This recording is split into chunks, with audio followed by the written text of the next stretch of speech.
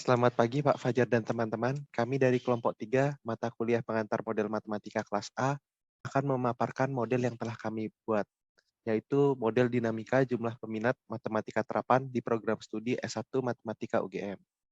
Sebelumnya perkenalkan, saya di sini sebagai moderator William, kemudian ada teman saya Bahtiar Hafiz, kemudian ada Buyung Yasli, ada Fahrezan Seras, dan Arifin Ilham.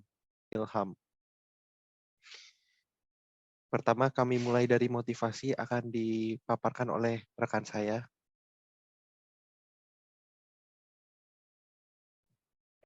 Baik, terima kasih Willy.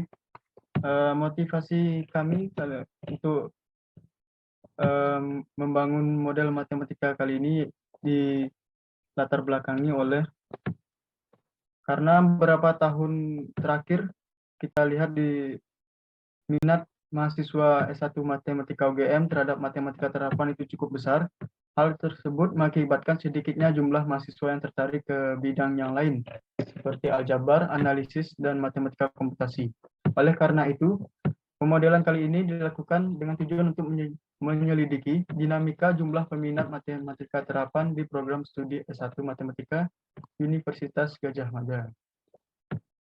Ya, untuk membangun model matematika, kami asumsikan beberapa hal.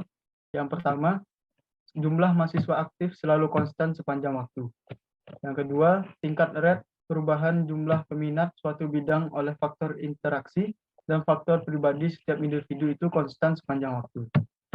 Yang ketiga, pengaruh dosen setara dengan pengaruh minat pribadi. Yang keempat, mahasiswa yang memilih suatu bidang karena pengaruh teman, dosen, dan minat pribadi saling asing. Yang kelima, tingkat lulusan konstan sepanjang waktu. Yang keenam, mahasiswa yang telah memiliki bidang peminatan hanya bisa bertahan atau berganti bidang peminatan, tidak bisa kembali berstatus menjadi belum memiliki bidang peminatan. Selanjutnya, untuk memudahkan penulisan, bidang peminatan matematika terapan akan ditulis terapan dan bidang matematika selain terapan akan ditulis non-terapan. Selanjutnya akan dijelaskan oleh teman kami. Silakan. Baik, Buyung, terima kasih. Oke, selanjutnya kita membuat model matematikanya setelah dengan asumsi tadi. Model matematikanya itu seperti ini. Yang pertama dx dt itu sama dengan ya suku yang di sebelah kanan itu adalah faktor-faktor yang mempengaruhi perubahan jumlah peminat terapan. Kemudian dy dt sama dengan suku-suku yang di sebelah kanan itu adalah faktor-faktor yang mempengaruhi jumlah peminat non-terapan. Kemudian Z itu yang belum memiliki minat sama dengan N min X min Y, berdasarkan asumsi bahwa jumlah total mahasiswa aktif itu selalu konstan. Kemudian X, Y, Z, dan N-nya itu seperti yang tertera di bawah, jadi X itu jumlah peminat terapan, Y itu jumlah peminat yang non-terapan, Z itu yang belum memiliki minat, dan N adalah jumlah total mahasiswa aktif. Kemudian X, Y, dan Z tentunya adalah fungsi terhadap waktu, atau di sini disimbolkan T. Nah, untuk lebih jelasnya akan dijelaskan juga makna setiap parameternya. Yang pertama, IC itu adalah tingkat perubahan jumlah peminat akibat interaksi peminat terapan dengan non-terapan. Jadi ketika peminat terapan dan non-terapan itu berinteraksi, maka akan ada perubahan minat. Bisa jadi yang non-terapan ke terapan atau sebaliknya. Jadi di sini IC ini bernilai positif kalau yang non-terapan tertarik pindah ke terapan, dan bernilai negatif kalau sebaliknya, dari yang terapan pindah ke non-terapan. Kemudian IX itu adalah penambahan jumlah peminat terapan akibat interaksi peminat terapan dengan mahasiswa yang belum memiliki bidang peminatan. Jadi kalau yang di atas itu interaksi antara peminat terapan dan non-terapan, di sini interaksi antara peminat terapan dengan yang belum punya minat. Ada sedikit perbedaan interaksi tentunya kalau yang sebelumnya itu bisa saling mempengaruhi satu sama lain ya.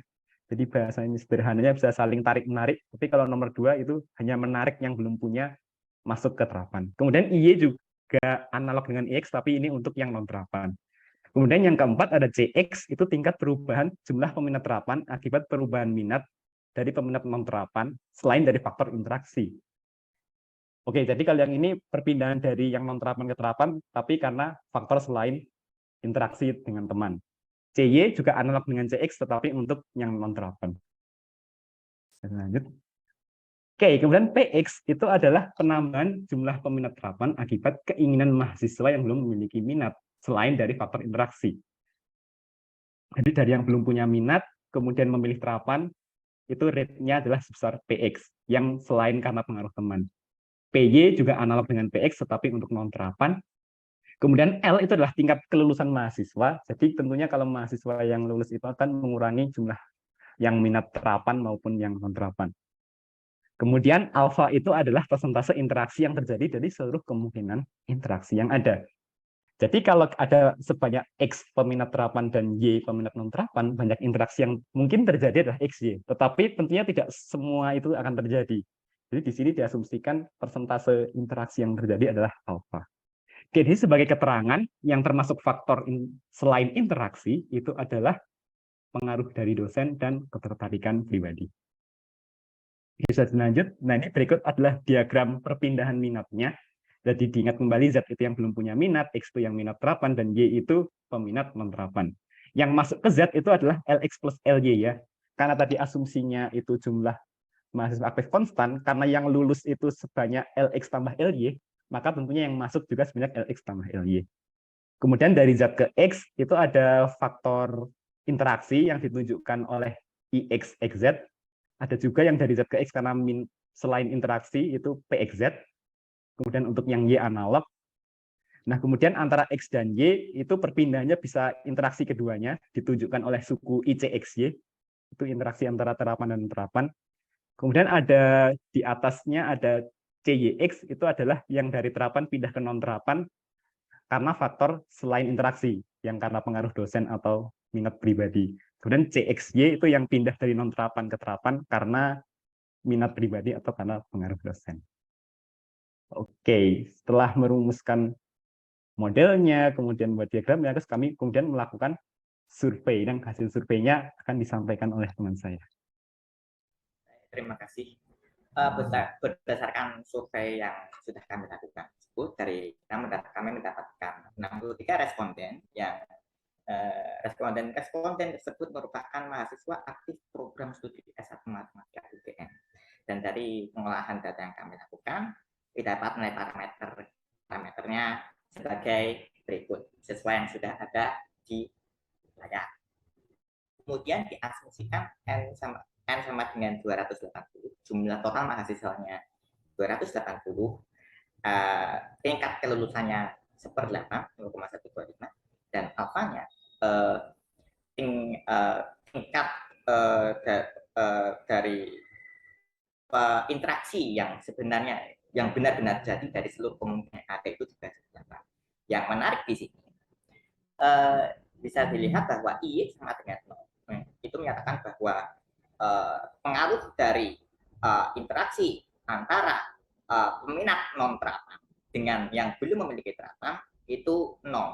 Jadi tidak ada pengaruhnya antara non-terapan dengan yang memiliki terapan. Nantinya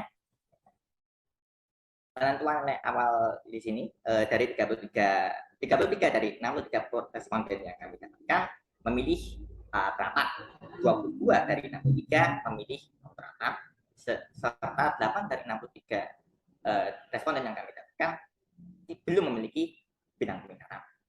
Berdasarkan hasil tersebut, kami mendapatkan pokok dari Ibu, kami bisa